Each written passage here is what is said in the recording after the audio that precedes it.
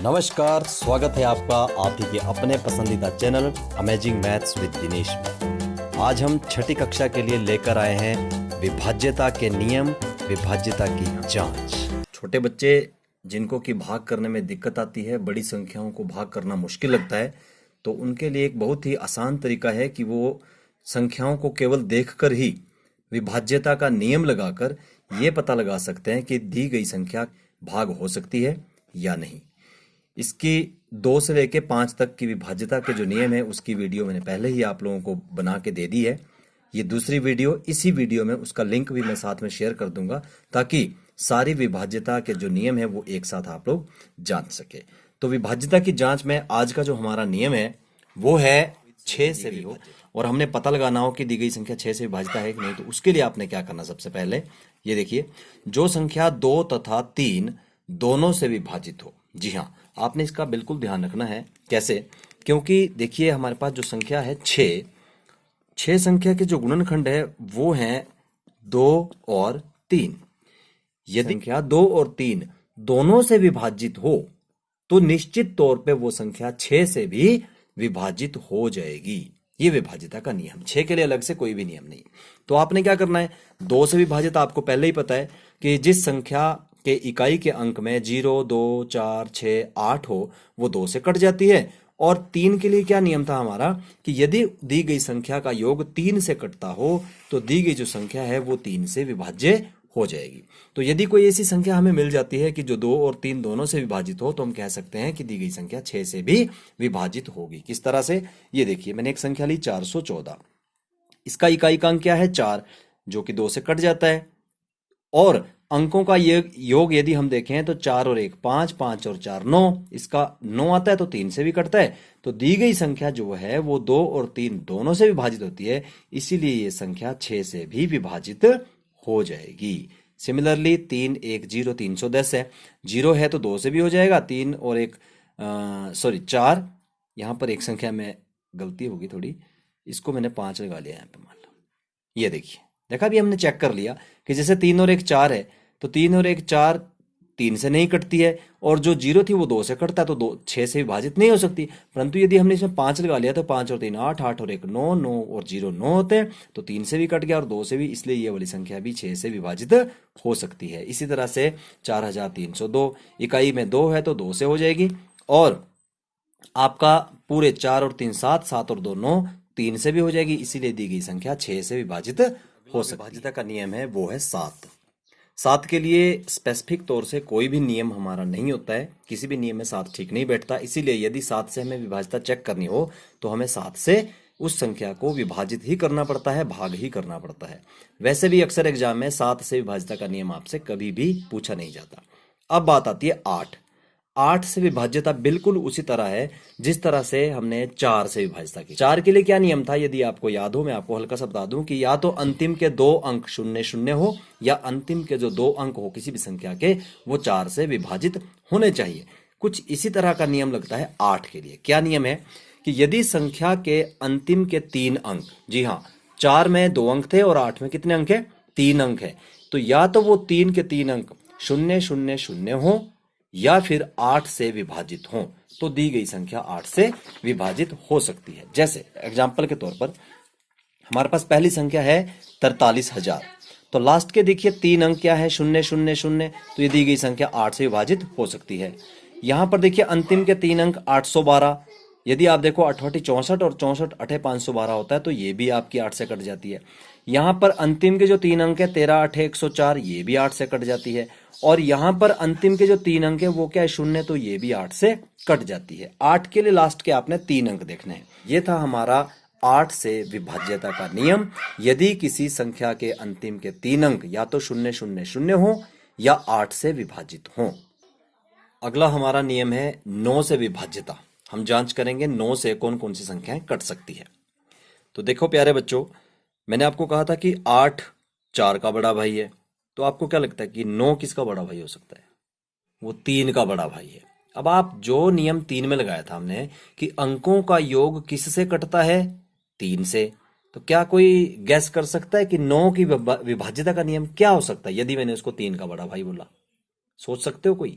बिल्कुल सही, आपके दिमाग ने बिल्कुल सही आंसर दिया कि अगर अंकों का योग इस बार 9 से कटता हो तो दी गई संख्या 9 से विभाजित हो सकती है। बिल्कुल सही। देखिए, यदि किसी संख्या के अंकों का योग 9 से विभाजित हो तो दी गई संख्या 9 से विभाजित हो सकती है।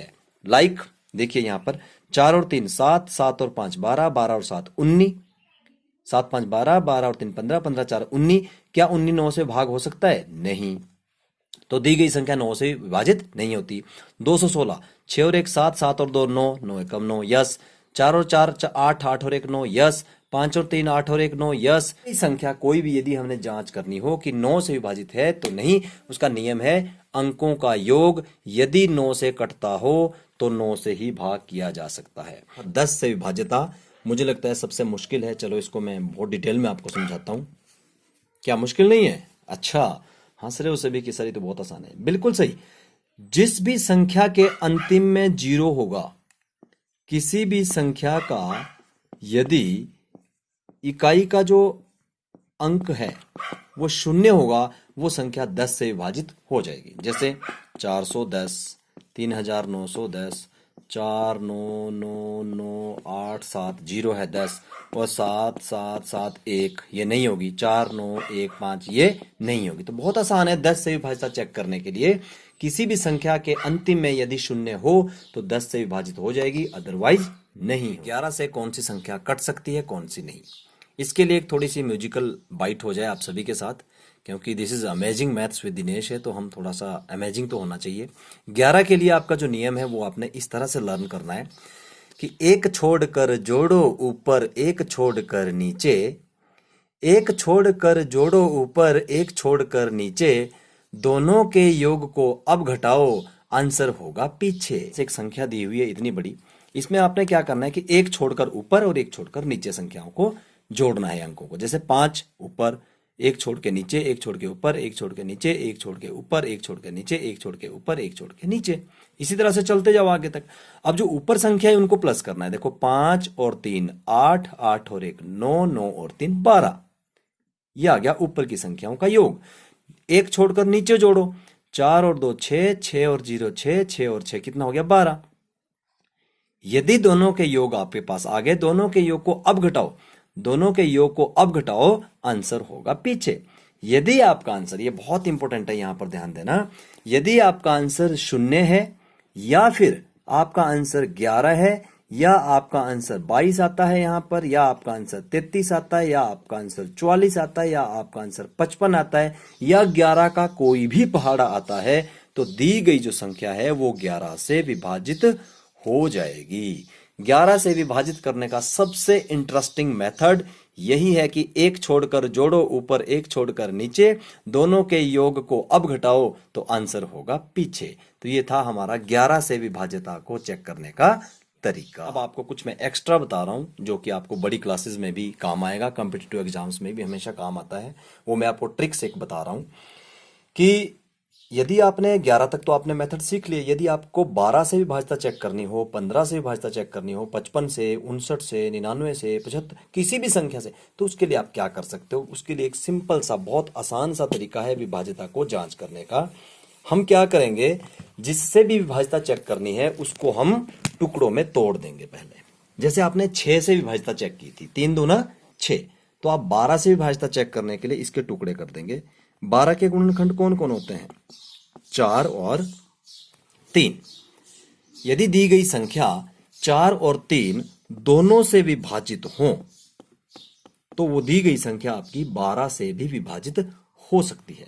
यदि दी गई कोई संख्या है वो 4 से तो विभाजित हो रही है परंतु 3 से नहीं हो रही है। जैसे 4 के लिए मान लो ये नियम है कि अंतिम के 142 मैंने लिख दिया यहाँ पे, अंतिम के 2 अंक 4 से विभाजित हो गए, 4 से तो हो गई।